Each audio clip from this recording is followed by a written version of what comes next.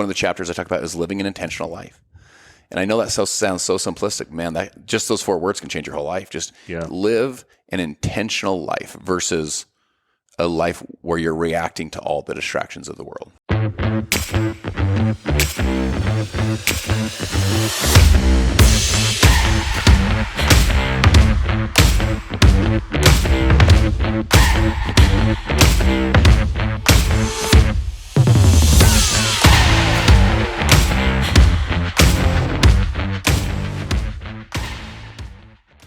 I haven't been to Africa yet. I'll eventually get down there, but like you doing that with your stuff would be unfair, dude. Unfair. I'll tell you though, for a brand new hunter, it's a great way to go because you get a lot of experience in like a week or 2. Exactly. Because you get a lot of shooting, you can kill a lot of animals, and you see the whole deal, right? Because there's no replacement for the actual shooting of a live animal. You get going. Yeah. So did you guys? What are the things that you guys all hunted? You went with your dad and your brother. Dad and 2 brothers. So the way it was is you were 2 by 2. So my dad and 1 brother went, and then me and another brother went. Yep. So the first day, my brother shot a spring buck and an impala. Yep. And spring bucks are beautiful. Their hides are freaking amazing. And then the next day, he shot a kudu. Those are cool. Awesome kudus. Awesome, it's the lesser kudu, so it's the smaller ones. Okay. The greater ones are even more spectacular, but the lesser ones are incredible. Yeah. Their horns are, if you look down them, they're like a perfect they're incredible. Spiral, and you can put like a tube down them, huh? It's like cool. Yeah, they're awesome. They're really cool. And what else did we get that day? And then we shot the next day we shot a Gems buck. Yep. So they're awesome. They have these big big blacks. Like I guess those ones actually will go after, like if they get either wounded or threatened, they'll like stab lines and stuff with their big like sword looking horns. And then I shot a warthog, and then a zebra. Cool. Yeah. So the zebra I'm gonna get rugged from my dad. You know. That'll look cool. Yeah. So one thing about zebras is cool. By the way, we can wrap whenever you guys are ready, but they're probably recording already. That's good.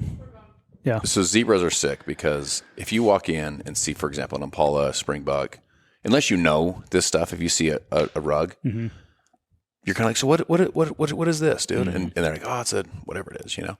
Right.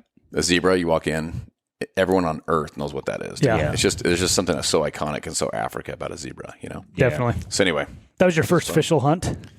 So I had done elk hunting when I was probably 20, 3 or 4, and then deer hunting as a kid. Okay. But so as a kid, we used to go all the time. My parents got divorced at 12. Yeah. So at 12, when they got divorced, we just kind of went less and less. I don't know if my dad, it was like painful for him to like go pick us up at his ex-wife house and take us out. It just lost the whatever like father-son time. Sure. Lost it. So we just went less and less and less. But I always kind of had it in you as a kid. Like you like the outdoors and like the ruggedness of it. The adventure of it and so on.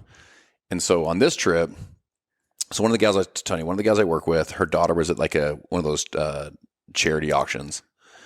And that reminds me, I went out to the Riv Ranch. Did I tell you about that in Texas? No. So I was at an auction with my dad. We went fishing and they did an auction. And we bought the Riv Ranch. So the Riv Ranch, it's the high fence ranches. So it's a huge ranch, but they bring in the animals. Yeah. And African animals. Yeah. And others too. Yep. You know, they have like some from New Zealand, those big, the stags. Stags. Yep. And then some from Australia. They I don't think people were hunting the kangaroos, but the kangaroos, it was crazy. Okay. It was cool. Yep. So no predators though. It was just all the deer, the fallow deer. Yep. And so I did that as well. But so she gets this thing. She calls me. She goes, "Do you want to go to Africa and go hunting with your dad?" And I'm like, so one of the things I talk about in the book. So one of the stories in the book, in fact, the very first story I tell is a story about a guy named George Prince. Okay. So George Prince was my 5 generations ago great grandpa. Yep. And by the way, when I tell this story, don't hear a story about my great grandpa. Hear a story about your family. Okay. Do you know what I'm saying? Mm-hmm. Like think of your own kids. Mm-hmm. Think of your mom, your dad, your grandma. You know. This is like 1600s probably. This is actually 1800s. Oh, really? Yeah. So okay. This is 5 generations back. 1841. They left England. He and his wife Sarah. Okay. 1841 made it to the eastern Cape of South Africa. In fact, it was probably 50 miles from where we were hunting. In fact, we did like a Google Earth, and we found their land. It's really That's awesome. Yeah, it's cool. So they went off to the Eastern Cape. Port Elizabeth is where they sailed.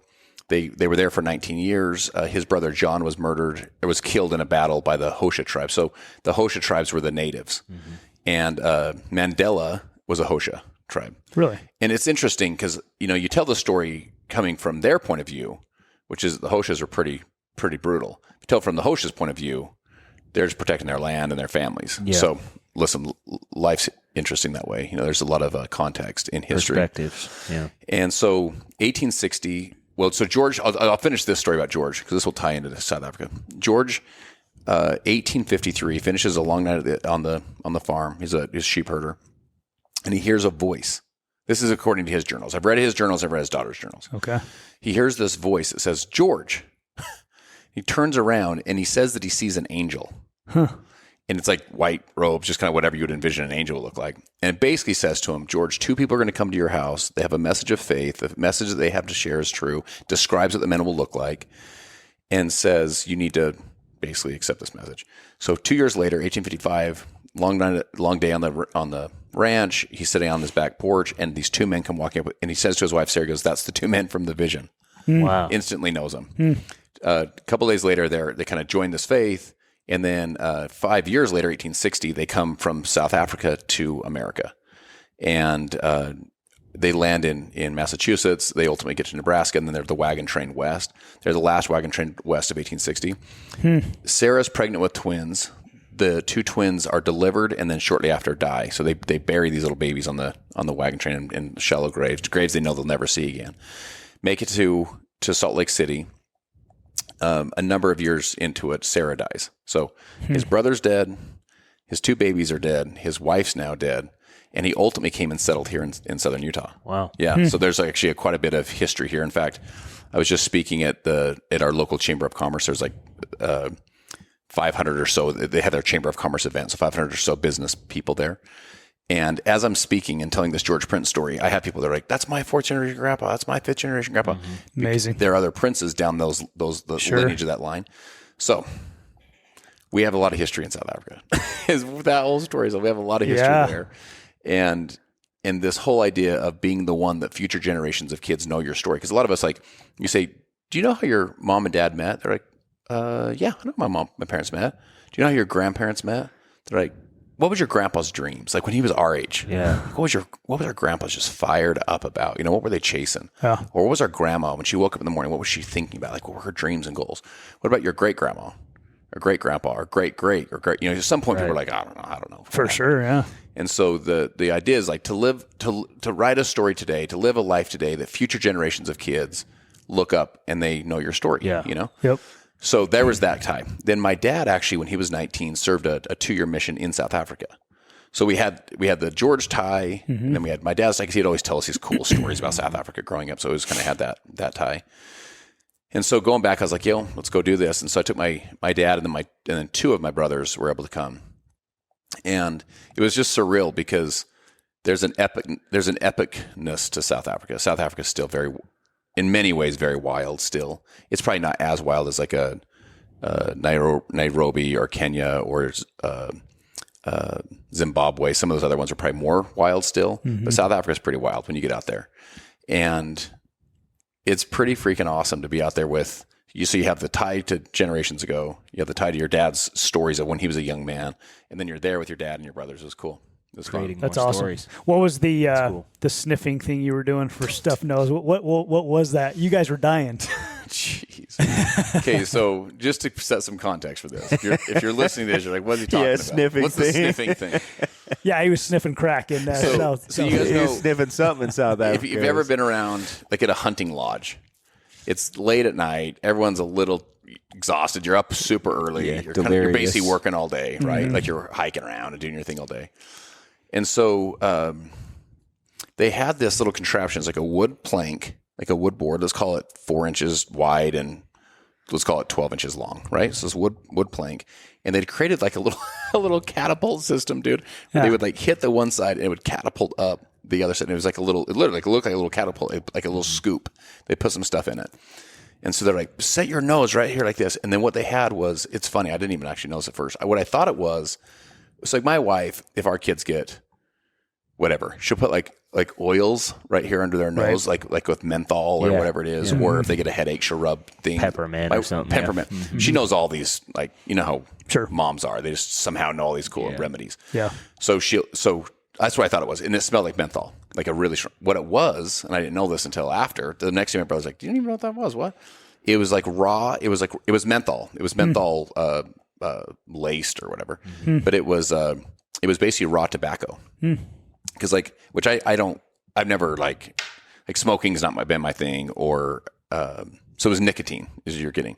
Yep. Or chew has never been my thing. So you put your nose on this thing and they're like, okay, ready? Close your eyes, because they didn't want it to get in your eyes, because that would not have been awesome. And they go bam, and they hit the one, it just catapults. They're like, breathe in, and it catapults all the way up, and you're like, God, like totally clears your head. You're like, what just happened, And my one buddy that was there had kind of a runny nose, had kind of a congestion in his head. All of a sudden, he does it.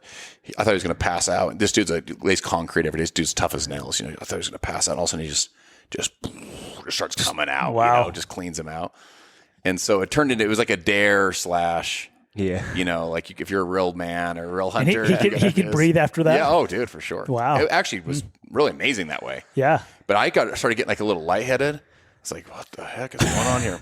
My brother's like, it's because you just had all this pure nicotine go up your nose, you idiot. Yeah. So, well, when you're congested and you do anything, like, when you have that, you're just totally blocked up. It's crazy how different cultures have these remedies that have been around forever, and they really work better than anything we do now. Of course. Yeah, like NyQuil and all that kind of stuff. You're basically just masking for a short amount of time what's really going on. You're not curing or healing or fixing anything. Yeah. Right. You're in fact you're making it worse, because you're just like masking the natural process of it getting out of your system. Sure.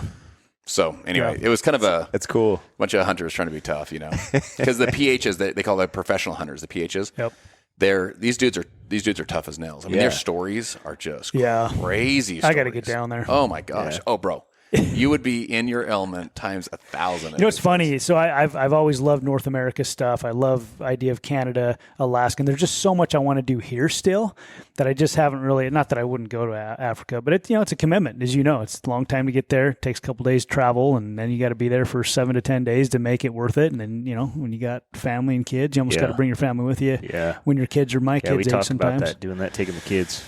Yeah. You should do it, dude. Yeah. You would absolutely freaking love it. Yeah, we'll get down there. Because we hunted all of the plains animals, the plains game. You're advanced enough. So obviously you're advanced enough when it comes to everything. But they have the Big Five. Yep. Because the Big Five, it's like the real deal hunting. It is. It's like if you mess this up, you could die. You're shooting Cape buffalo, elephant, leopard, lion, and what's the other one?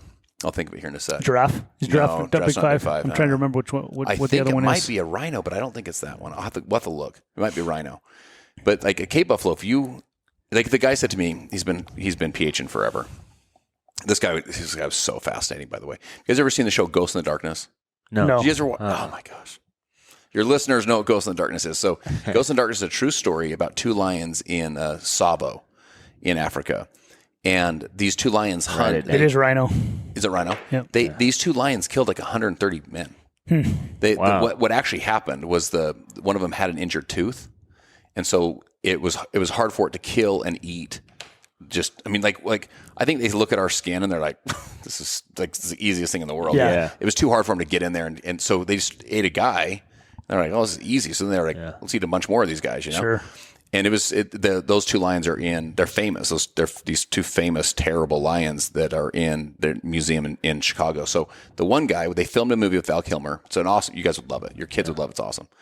I think it's rated R, but this is like old school rated R. So this is, your kids will like it. It's like PG. It's like PG today. So, or better. Yeah. Or G. Yeah, so they, the lions they used as the actors, right? Cause they're using them in the film. Mm-hmm. Yep. One of them was raised by this guy that was our PH. This guy's amazing. Okay. This guy was so fascinating. So his stories about his hunts, I mean, he said, I've never seen a Cape buffalo get hit and just drop right there. Never. You could hit a perfect shot, perfect thing, super close. Yeah, there's an armor-piercing vehicle, And so you have to then track them and the whole thing. And the lions, I mean, those stories back there, the leopards, the stories are unbelievable. So the point is like they wouldn't let me go hunt the big five right now. I'm not like advanced enough. Okay. With you, you would be, particularly if you were using like those guns specifically, like that caliber of gun. Right. But it's a whole different game because it's real life. Like if you mess up, they'll eat you. Yeah. Well, it's not just the animals, the big animals. It's the snakes, insects, right? Everything pokes you. Mm-hmm. Everything's trying to kill you. Yeah. That's rugged over there. They have. I mean, the thorns are just unbelievable. Right. Well, that's cool. Well, good to have you back with us. Man, honored to be with you guys. Yeah, I missed the first time. Jeff and I were rapping last time. I know. I think I was hunting last time. Well, that's. Is that what I was doing? I don't know what the odds are probably pretty good. That's what you were doing. Yeah, odds are I was hunting. Yeah. Well, it is that time of year again, so it's coming up. So yeah. No, I appreciate you guys getting me on, and always fun to see you guys, and just respect what you guys are all about, and fun to come rap with you. Yeah, absolutely. So we got a new book coming out here. Yeah, I'm fired up about it. So, as I've kind of like looked back at my journey in business now. So I'm 40. I'll be 43 this month, and so let's call it 23 years or so, give or take. Right? You kind of look back and you're like, how the freak did this happen, dude? You're like, I came from a broken home at age 12. We moved 13 times in the 7 years to the teenage years. I have no professional background. I was making pizzas and doing construction work. I worked at a mall kiosk selling Bible videos. I have no college education. First business fails. You're like below zero financially, back on credit cards, back on taxes. Moved my pregnant wife and our 2 kids into the loft of my wife's parents' garage. So my kids are sleeping in the closet. I have 2 part-time jobs. I'm chasing the dream to be free in a business again. Yep. You're just grinding, and there's times when you're like, what the freak am I doing with my life, And now I look back, and here you have you've built multiple different multi-million-dollar businesses. My current business has done, over $2.5 billion in revenue in the last, 10 years. Amazing. And I look at this life that has basically been created. One of the chapters in the book I talk about is that you're a creator. So be the one for me. There's two elements of this. The one is an identity process. Okay. So I believe that success is an identity process. It's almost like, like for example, if you think you're a winner, you won't roll over and quit like a loser would. That's what we try and instill into our kids. If you think you're a loser, like you identify as like, I'm just a loser, dude, then you won't pay the price like a winner would. Oh. James Clear wrote the book Atomic Habits, and he said there's 2 boys. One of them stole the candy. I think we talked about this. Mm-hmm. They said to the first boy, did you steal the candy? The boy said, I didn't steal the candy. The other boy, they said, did you steal? He says, I don't steal. I didn't steal the candy as an action. I don't steal is an identity. It's character. It's your character. It's your identity. It's who I am as a man. It's who I am as a person, right? As a woman, as a man. So when you realize that you're the one, like, I'm the one. Like, I'm the one that over the last 12 generations, if you take your parents, your grandparents, great-grandparents, 4,094 people from all over the world have come together to create me and to have this moment. Like, your life has value and purpose and meaning. Like, your life matters. Like, you're the one. Okay. The second part is not become the one. You're already the one. Okay. The second part is be. So be is a very present state. So it's like, I thought, I want to write a book that's not like, I hope it inspires people. I hope it motivates people. That's not why I want to write the book. I want to write the book and say, here's like a tactical roadmap of like literally what you would need to do to be that person today. So good. And so here's the skill sets and the strategies. And what I like about it is each chapter. So if anyone's ever heard me teach, for example, on a stage or whatever, like I teach through stories. It's just kind of it's like how I would illustrate things. Mm-hmm. And so each one's like a story and then the points that you can go apply, to kind of anchor down this identity of like, I'm the one, this idea of I'm a creator. So if you think of, for Jews and Christians, they would study the Bible, right? The very first line of the Bible, God introduces himself to the readers. The Bible's most distributed book in the history of humanity. The very first line, it says this. It says, in the beginning, God did what to the heavens and the earth? He created. Very first thing, he's like, all right, welcome. Nice to meet you. Just so you know who I am, I'm a creator. Yep. And I think he's saying that. I don't think it's on accident. I think he's like, we're like, you're like none in of it's my on image. accident. Yeah, like I want you to know you're a creator too. Like you're not just here to like just react to the world and then die. Right. You're here to like do some stuff and like create some stuff. If you study, Steve Jobs was more of a Buddhist bend, kind of like an atheist, but then a Buddhist bend. So a different kind of perspective on the world. Steve Jobs says everything around you that you now call life was created or built by someone no smarter than you. Yep. He says, once you realize this, he goes, you realize you can build your own things. He says, so don't just live a life, build one. Or another way he says, don't just live a life, create one. Yeah. Right? And so creation, like we talk about animals react. They build, their whole life is built on instinct. Yep.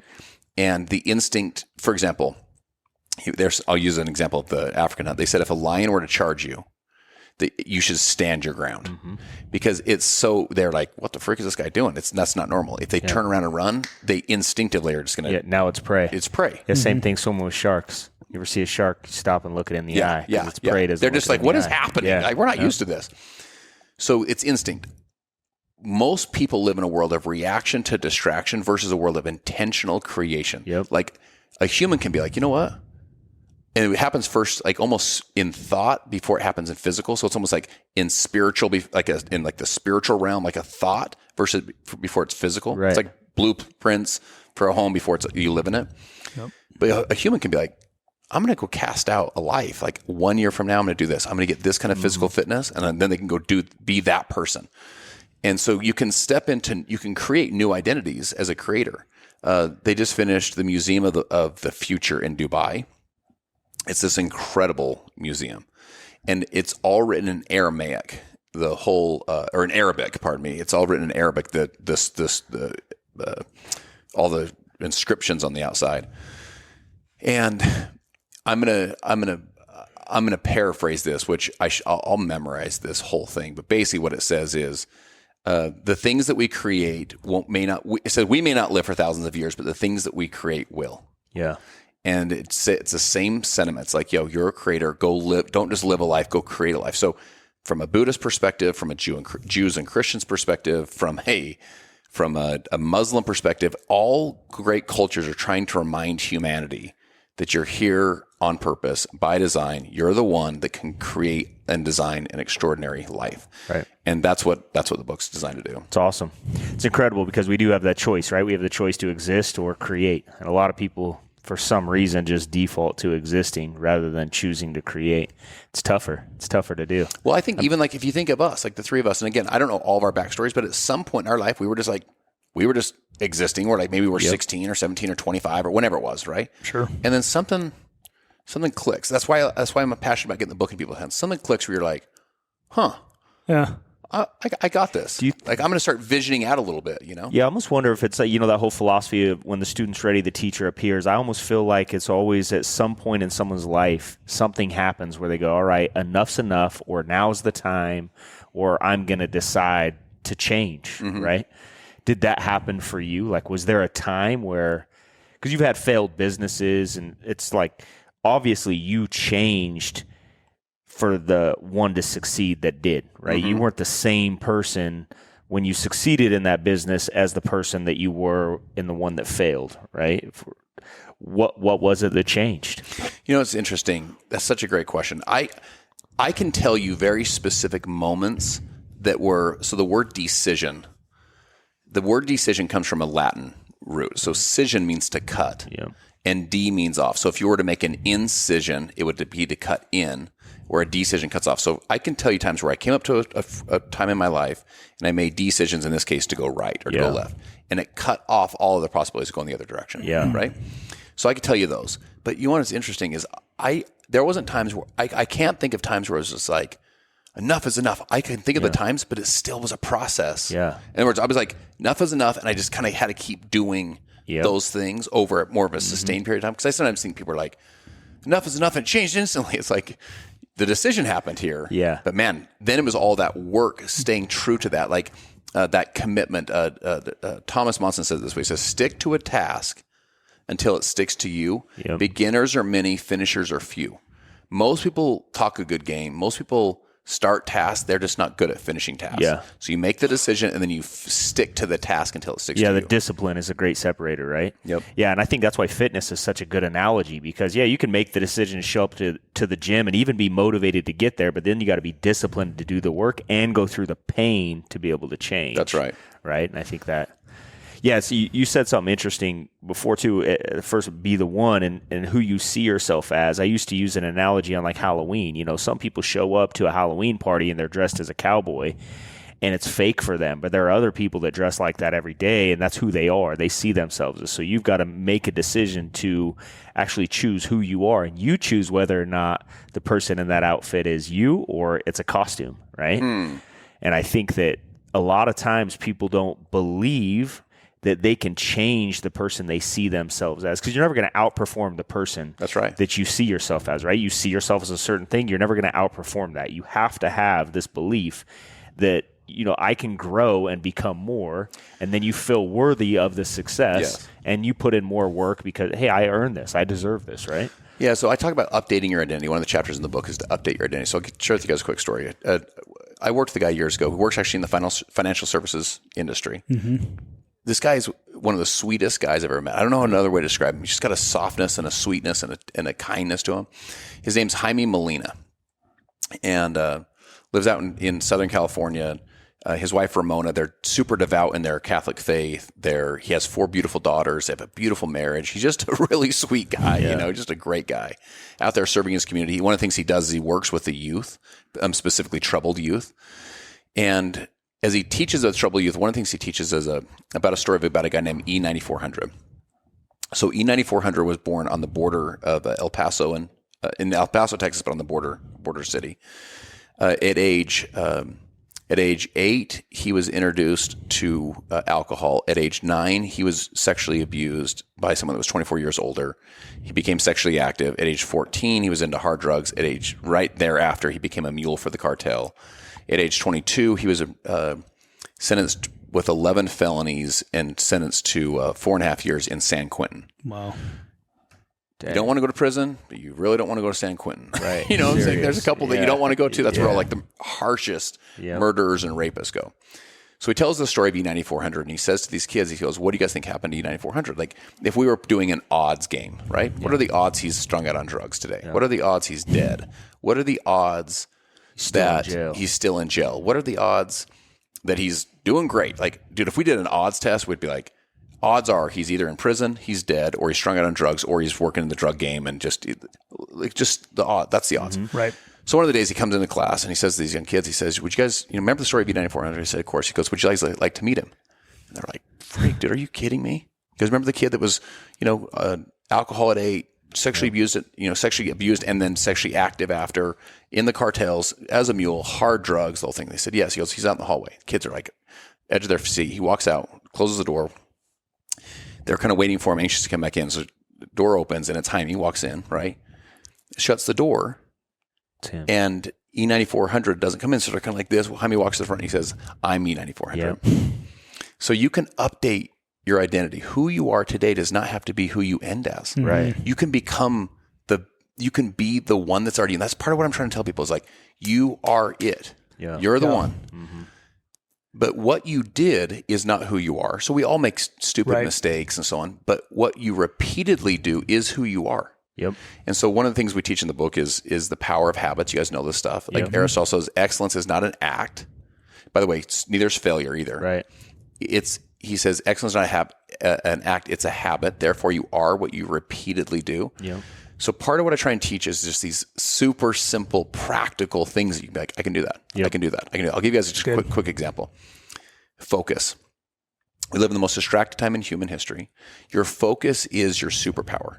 Yeah. So your focus will magnify your effort. My guess is, someone listening to this, just because of your audience, they have dreams, dude. They got goals. They're trying to make things happen. Like they probably love hunting or whatever they're into. Sure. Point is, they're not just like they're like living their best life. Yeah. Right. Because they wouldn't hang out with you guys if they weren't. Right. Okay. I would also guess on that same person that the amount of distraction that they're facing on a daily basis is just off the charts because it is for all of us. No question. Right. Nope. It more now than it's ever been in the history of humanity. And I think all of us would agree, it's just going to get worse. It's going to accelerate faster. Yep. So your focus has economic value. Your focus is a currency. You say, what is the product of social media? Is it the videos? Is it the posts? Your attention. It's your attention. Yep. Like there's currency in this focus, right? Absolutely. I teach people how to build not only your dollar per hour, discover your dollar per hour rate, but your dollar per minute rate. So you start to like calculate it with your time with actual cash. Yeah. And you're like, dang, I don't want to burn this so much. Okay. So your focus has value. Your focus is a currency. And your focus is a magnifier. So if you took a magnifying glass, the sun has the general power to heat the earth, the general power to give light to the whole earth. Yep. It's amazing. Can do it for all of us. Most of us are generally focused right now. Like I might kind of got some goals. Like I'm like hitting it hard in my business or whatever. I've got some fitness goals, some marriage goals, and I'm generally pretty focused on those. Like I can give light to the whole earth, give heat to the whole earth. Mm-hmm. But if you'll take a magnifying glass and you'll focus the rays of the sun, the same general power is laser power. Like it will burn a hole through steel. You can get like laser-like focus. Mm-hmm. So I teach people like, how do you get laser focused? It's a separator. Right now, it's never been easier in the history of humanity to get rich in this example, or to get in shape, or you can pick your thing. Why? Because everyone's walking around like zombies and you're running sprints. Right. I mean, if you get focused right now, it's game over. And so I give a bunch of really practical tips in the book, but one of them is avoid your phone for the first hour of the day. Mm-hmm. So when you go into your phone, it's with the intent to create versus to react. Yep. Good. So you're not vegging out on your phone. You're in there like you're not just. One of the things you guys are doing, you guys are creating content. Like right now, we're in the creation stage. We don't know what we're going to say. We're just going to jam and we're going to create some content. We'll have some clips and some reels and some stuff. Right. Yep. So we're in the creation stage even right now. Yep. Versus just being a consumer, you turn into a creator. So you're using this attention economy, and you're creating value. Yep. And it's a currency. The whole thing's a currency. With hyper intention. Mm-hmm. One of the chapters I talk about is living an intentional life. And I know that sounds so simplistic, man. That just those 4 words can change your whole life. Just live an intentional life versus a life where you're reacting to all the distractions of the world. Well, to that point, it's like how many people that are listening to this woke up this morning and wrote their goals down before they looked at their phone and reacted to the world. And it's probably very, very few, right?